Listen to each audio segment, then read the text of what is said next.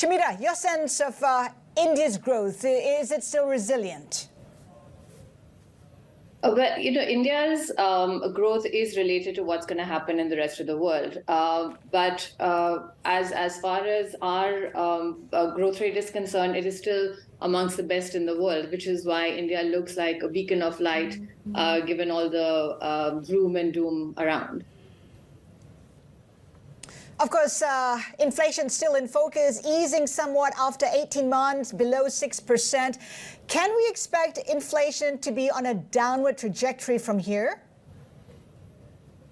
I would say that it would be broadly stable. We are going to see the base effects of high inflation last year play out. And so because of that, inflation is going to be within the RBI's flexible, broad 2 to 6% target. But we're really forecasting inflation to average around 5.2, 5.3 in the coming year.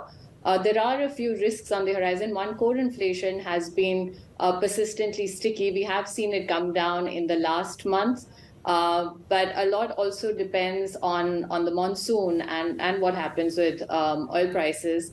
And a couple of risks over there, because the fall that we saw in inflation in April was really commodity price led.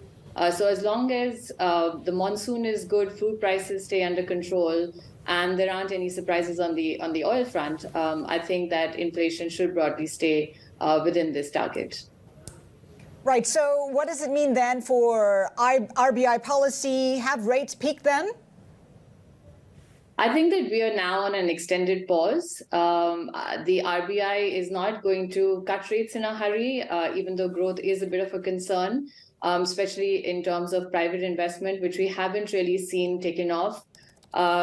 We saw data from the CMIE say that investment intentions are very high, but we're not actually seeing that translate into the ground. And given what's happening with global demand, we don't really see private investment picking up very strongly. So the RBI is a bit concerned about growth, but because there are underlying inflation pressures, I don't think that we're going to see them cut in a hurry. So I'm really forecasting an extended pause. Shumita, are they keeping rates elevated now principally to defend the currency rather than to control inflation? That's a question quite a few pundits have been posing.